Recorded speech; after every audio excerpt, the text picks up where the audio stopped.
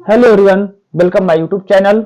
आई am Satyam Prajapati. आज हम बात करेंगे कक्षा 12 चैप्टर नंबर 1 वैद्युत आवेश, कूलाम का नियम तथा वैद्युत क्षेत्र।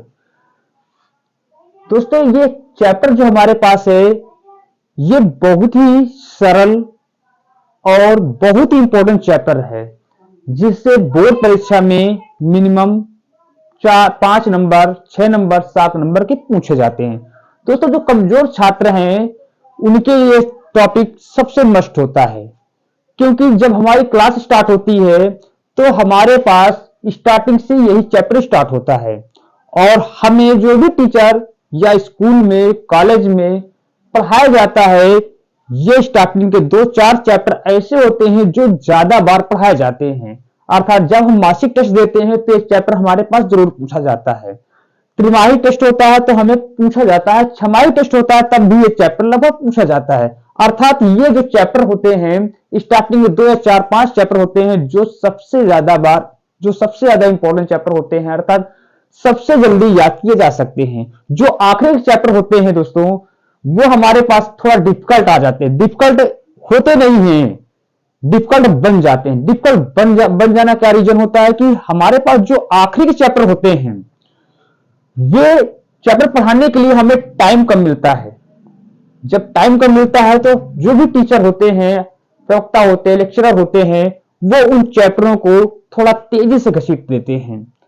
लेकिन जो हमारे पास स्टार्टिंग में 4 या 5 चैप्टर होते हैं वो बहुत ही ढंग से अर्थात बहुत ही आराम से पढ़ाए जाते हैं। जो कमजोर छात्र हैं वे स्टार्टिंग के कम से कम 2-4-5 चैप्टर तैयार कर सकते, अपना रिजल्ट बना सकते हैं।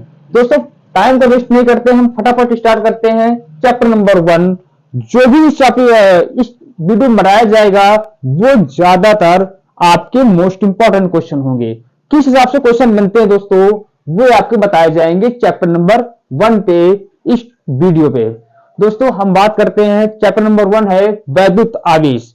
वैद्युत आवेश, कूलाम का नियम और वैद्युत क्षेत्र पढ़ना है। दोस्तों, हम जानते हैं हम कंघी करते हैं, और कंघी जब कर लेते अच्छी तरह से, कंघी को हम जब छोटे छोटे टुकड़ों के पास ले जाते हैं, कागज के टुकड़ों के पास ले जाते हैं, तो हम देखते हैं कि उस कंघी में कागज के छोटे छोटे टुकड़े आकर्षित होने लगते हैं। इसका कोई ना कोई रीजन है, और भी कई पदार्थ होते हैं जिनको रगड़े जाने पर या घिसने पर हमारे पास क्या हो जाती है, छोटे छोटे टुकड़ों को अपनी ओर आकर्षित करने का गुण आ जाता है या प्रतिकर्षित करने का गुण आ जाता है। इसके बारे में हमें पढ़ना है। दोस्तों, हम कंघी करते हैं, कंघी कर लिया, कागज छोटे छोटे टुकड़ों पास ले जाएं, देखेंगे कागज के छोटे छोटे टुकड़े कंघी की तरफ आने लगते हैं। दोस्तों, यह जो होती है, यह प्रक्रिया होती है वैद्युत आवेश के कारण। किसके कारण होती है? वैद्युत आवेश के कारण। अर्थात उस कंघी में वैद्युत आवेश का गुण आ चुका है। दोस्तों, कई पदार्थ प्रकृति में ऐसे पाए जाते हैं जिनको आपस में रगड़ते हैं तो उनमें एक ऐसी स्थिति आ जाती है, एक ऐसा गुण आ जाता है जिसमें छोटे छोटे टुकड़ों को अपनी ओर आकर्षित करने या दूर भगाने अर्थात प्रतिकर्षित करने का गुण आ जाता है। इसी गुण को हम कहते हैं आवेश। दोस्तों, हमें पढ़ना है अब आवेश। आवेश समझ गए? आवेश ना कि एक वस्तु है बल्कि एक गुण है, पदार्थ का एक गुण है, ना कि एक वस्तु है। दोस्तों, चैप्टर नंबर कक्षा 11 में हमने पढ़ा था सेकंड पेपर में प्रत्यास्थता। सेकंड पेपर में जब प्रत्यास्थता पढ़े थे तो प्रत्यास्थता गुण कोई नहीं हुआ, प्रत्यास्थता कोई वस्तु नहीं थी, वह पदार्थ का गुण था। पदार्थ का गुण था। क्या था? पदार्थ का गुण था। प्रत्यास्थता में क्या थी कि किसी भी वस्तु को हम खींचते हैं, धागा ले लिया, कोई पदार्थ ले लिया, उसको हमने खींच दिया और खींच देने के बाद उसको छोड़ देते हैं।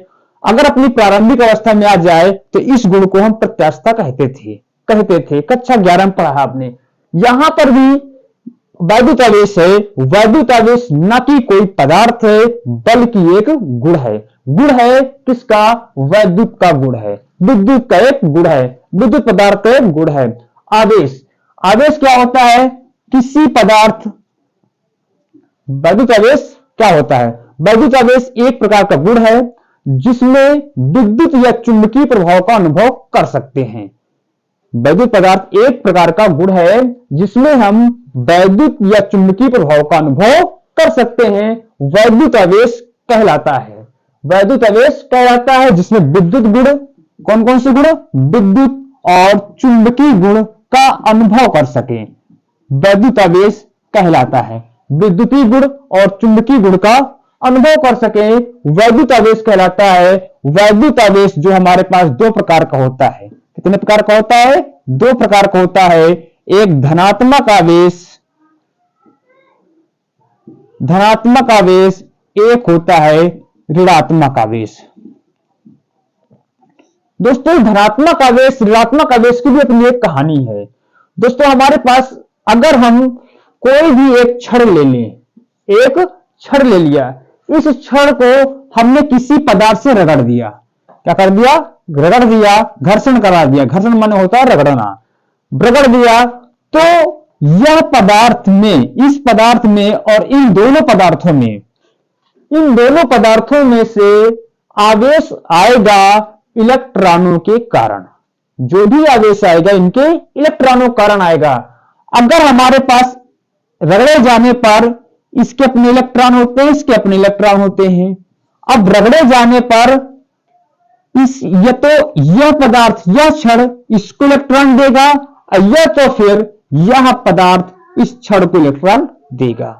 तो जो इलेक्ट्रॉनों का ट्रांसफर होता है, जो इलेक्ट्रॉनों का ट्रांसफर होता है, इसी से बनते हैं दो प्रकार के आवेश, धनात्मक आवेश, ऋणात्मक आवेश। अर्थात हमारे पास छड़ को हमने पदार्थ से रगड़ दिया तो मान के चलते हैं कि यह पदार्थ से इलेक्ट्रॉन इसमें चले गए, इस पदार्थ से छड़ में चले गए, इस पदार्थ में चले गए। तो जब इस पदार्थ में चले गए तो इसमें हो जाएंगे इलेक्ट्रॉनों की कमी, इसमें हो जाएंगे इलेक्ट्रॉनों की अधिकता, इसमें हो जाएंगे इलेक्ट्रॉनों की अधिकता। और जिस पदार्थ में इलेक्ट्रॉनों की अधिकता होती है उससे हम ऋणात्मक आवेश कहते हैं। जिस पदार्थ में इलेक्ट्रॉनों की अधिकता होती है उससे हम ऋणात्मक आवेश कहते हैं। यह है इलेक्ट्रॉनों की अधिकता, यह बेटा इलेक्ट्रॉनों की अधिकता, अधिकता। और जिस पदार्थ से जाते हैं तो उस पदार्थ में इलेक्ट्रॉनों की कमी हो जाएगी। जिस पदार्थ से इलेक्ट्रॉन जाते हैं उस पदार्थ में इलेक्ट्रॉनों क्या हो जाएगी? कमी हो जाएगी। तो यहां पर क्या हो जाएगा? इलेक्ट्रॉनों की कमी हो जाएगी। और जिस पदार्थ में इलेक्ट्रॉनों की कमी होती है उस पदार्थ को हम धनात्मक आवेश कहते हैं। इलेक्ट्रॉनों की कमी हो जाएगी धनात्मक आवेश में। क्लियर? अब हमारे पास आवेश को हम Q से डिनोट करते हैं, कैपिटल Q से या स्मॉल q से। आवेश को हम Q से डिनोट करते हैं, चाहे स्मॉल q कर दो चाहे कैपिटल Q कर दो।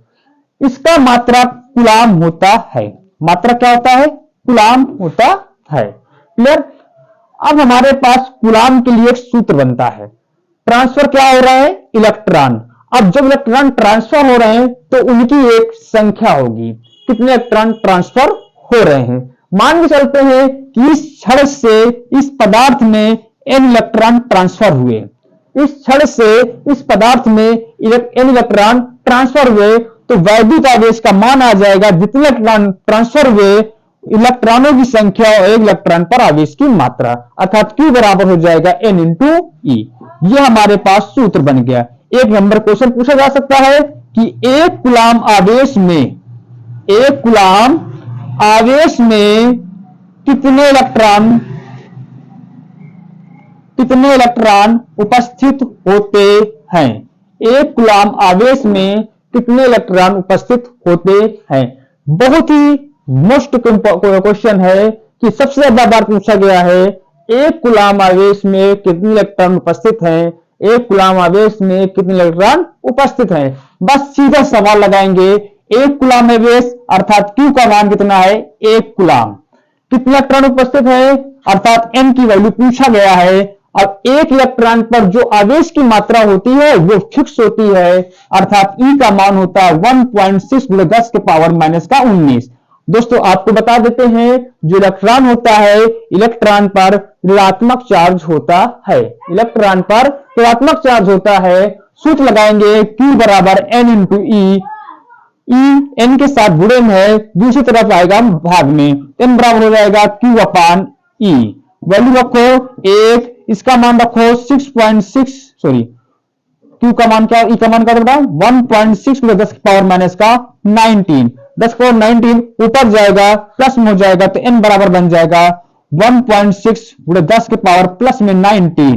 क्लियर।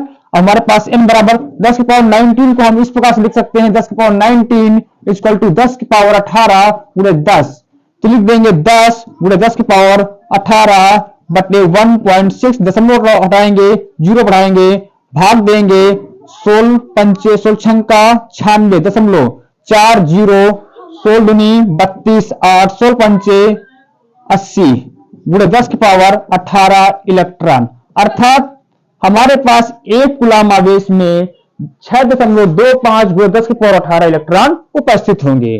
ठीक है, आगे बढ़ते हैं दोस्तों।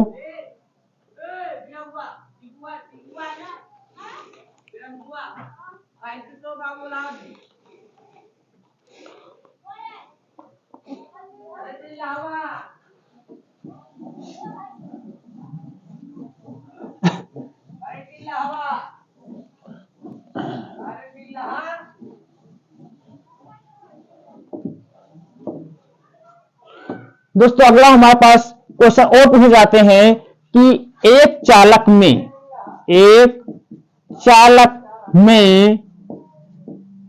20 इलेक्ट्रॉनों की कमी है या अधिकता है, कमी है या अधिकता है, ठीक है ना। तो चालक में उपस्थित आवेश का मान बताइए, उपस्थित आवेश का मान बताइए। दोस्तों हमारे पास दो, तथा प्रकृति भी बताइए, तथा प्रकृति भी बताइए।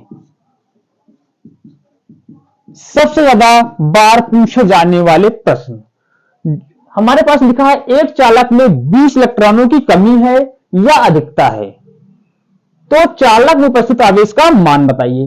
कमी हो या अधिकता हो, सूत्र एक ही लगेगा, वैल्यू एक ही आएगी, बस कमी अधिकता में प्रकृति का मान चेंज हो जाएगा। दोस्तों हमारे पास 20 इलेक्ट्रॉनों की कमी है, अर्थात नंबर ऑफ इलेक्ट्रॉन 20, तो n बराबर हो जाएगा 20। क्लियर। उपस्थित है अधिकता, आवेश का मान बताना, ई का मान फिक्स होता है 1.6 × 10⁻19 कूलाम। हमें बताना Q का मान, तो Q बराबर सूत्र होता है N इंटू ई, एन का मान रख देंगे 20 × 10 के 1.6 × 10⁻19, गुणा करवाएंगे 16 में 32, 320 गुणा हो जाएगा 320, एक अंक दशमलव है, दशमलव लगा देंगे, गुणे 10⁻19 कूलाम कूलाम। Q का मान Q बराबर क्या हो जाएगा, दशमलव यहां से यहां लाएंगे, 3.2 गुणे 10⁻1 प्लस में कर देंगे 10⁻18 कूलाम। Q बराबर हो जाएगा 10⁻18 कूलाम। अब हमारे पास अगर कमी है, इलेक्ट्रॉनों की कमी है, जब इलेक्ट्रॉनों की कमी होगी, जब इलेक्ट्रॉनों की कमी है तो हमारे पास धनात्मक आवेश होगा, जब इलेक्ट्रॉनों की अधिकता होगी,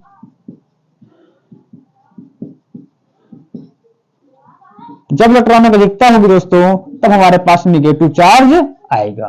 ठीक है, इस प्रकार क्वेश्चन पूछे जा सकते हैं। अब आगे आते हैं अगले स्टेप में।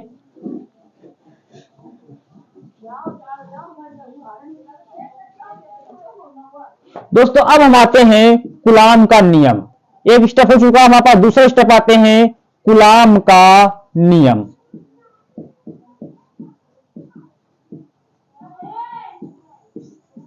दोस्तों कूलाम का नियम क्या होता है, ठीक है। इसमें दो आवेश होते हैं। हमने कक्षा 11 में पढ़ा है गुरुत्वाकर्षण का नियम। उसमें क्या थे, दो द्रव्यमान थे, एक m1 एक m2, उनके बीच की दूरी थी r। इनके बीच में एक बल लगता था जो ऑल टाइम आकर्षण बल होता है, ठीक है ना। बल लगता है, इन दोनों द्रव्यमानों के बीच में एक बल लगता है जिसे हम क्या कहते हैं, एक बल लगता है जिसे हम गुरुत्वाकर्षण बल कहते हैं, राइट। जिसे हम क्या कहते हैं, गुरुत्वाकर्षण बल कहते हैं। हमने पढ़ा था कि जो गुरुत्वाकर्षण बल होता है दोनों द्रव्यमानों के गुणनफल के अनुपाती होता है और बीच के दूरी के वर्ग के व्युत्क्रमानुपाती होता है। तब हमने बताया था, तब हमने पढ़ा है F is proportional to m1 m2 upon r square। F is equal to अनुपाती चिन्ह हटाएंगे, कांस्टेंट लगाएंगे g m1 m2 upon r square, right. अब यहां पर क्या थे, जैसे वहां पर दो द्रव्यमान थे वैसे यहां पर दो आवेश होंगे। जैसे उनके बीच में दूरी थी उसी प्रकार यहां पर बीच की दूरी आएगी, और जिस प्रकार वहां बल निकाल रहे थे उसी प्रकार यहां पर भी बल लगाएंगे। यहां पर गुरुत्वाकर्षण बल आएगा, ये हमारे पास वैद्युत क्षेत्र पढ़ रहे हैं, यहां पर आएगा वैद्युत बल। जो गुरुत्वाकर्षण बल होता है, गुरुत्वाकर्षण बल सदैव आकर्षण बल होता है। गुरुत्वाकर्षण बल सदैव आकर्षण बल होता है, और जो आपके पास वैद्युत बल है ये दो प्रकार के होते हैं, आकर्षण और प्रतिकर्षण दोनों प्रकार के होते हैं। अब थोड़ा समझ लेते हैं आकर्षण कहां होगा, प्रतिकर्षण कहां होगा। आकर्षण बल जो होगा और प्रतिकर्षण बल कहां होगा। अगर हमारे पास एक प्लस चार्ज है एक माइनस चार्ज है, जो इनके बीच में बल काम करेगा वो आकर्षण बल होगा। अगर प्रतिकर्षण बल निकालना है, प्रतिकर्षण बल कब काम करेगा, जब दोनों प्रकार के निगेटिव आवेश हो या दोनों प्रकार के पॉजिटिव आवेश हो, तब वहां पर प्रतिकर्षण बल काम करेगा। आकर्षण बल एक प्लस एक माइनस हो, अर्थात विपरीत प्रकार के आवेश हो, तब वहां पर आकर्षण बल काम करेगा। अगर समान प्रकार के आवेश है तब वहां पर प्रतिकर्षण बल काम करेगा। अब इन दोनों बलों का एक नाम है जिनको हम बोलते हैं वैद्युत बल। क्या बोलते हैं, वैद्युत बल। वैद्युत बल क्या होता है, आवेशों के बीच जो बल काम करता है उसे वैद्युत बल कहते हैं। वैद्युत बल दो प्रकार के होते हैं, आकर्षण बल और प्रतिकर्षण बल। दोस्तों हम आते हैं, दो आवेश हमारे पास हैं जिनके मान क्रमशः Q1 और Q2 है, इनके बीच की दूरी r है, तब इनके बीच में हम बल निकालेंगे जिसे हम वैद्युत बल कहेंगे। वैद्युत बल दो प्रकार के होते हैं, कितने प्रकार के होते हैं, दो प्रकार के होते हैं। वैद्युत बल जो होता है जिस प्रकार यहां पर द्रव्यमानों के गुणनफल के अनुक्रमानुपाती था उसी प्रकार यहां पर वैद्युत आवेशों के गुणनफल के अनुक्रमानुपाती होगा। तो F इज प्रोपोर्शनल टू हो जाएगा Q1 into Q2, और बीच की दूरी के वर्ग के व्युत्क्रमानुपाती यहां पर भी था, बीच की दूरी के वर्ग के व्युत्क्रमानुपाती यहां पर भी होगा, इसलिए F is proportional to 1/r square. दोनों को मिलाएंगे तो हो जाएगा F is proportional to Q1 Q2 upon r square. जब हम अनुक्रमानुपाती के चिन्ह हटाते हैं तो कोई ना कोई नियतांक लगाते हैं, तो यहां पर नियतांक लगेगा 1/4 pi epsilon not Q1 Q2 upon r square. ये हमारे पास कूलाम का नियम है, वैद्युत बल का सूत्र है। दोस्तों इसकी परिभाषा बनती है दो स्थिर बिंदु आवेशों के मध्य लगने वाला आकर्षण या प्रतिकर्षण बल दोनों आवेशों के गुणनफल के अनुक्रमानुपाती होता है तथा बीच की दूरी के वर्ग के व्युत्क्रमानुपाती होता है। क्लियर। जो हमारे पास आकर्षण बल होगा वो विपरीत प्रकार के आवेशों के बीच में काम करेगा, जो प्रतिकर्षण बल काम करेगा वो समान प्रकार के आवेशों के बीच बल काम करेगा, और प्लस प्लस होगा माइनस माइनस होगा तब वहां पर प्रतिकर्षण बल काम करेगा, एक प्लस हो एक माइनस हो तब वहां पर आकर्षण बल काम करेगा। दोस्तों इस टॉपिक के इस सूत्र से भी हमारे पास बोर्ड पेपर में काफी क्वेश्चन आते हैं।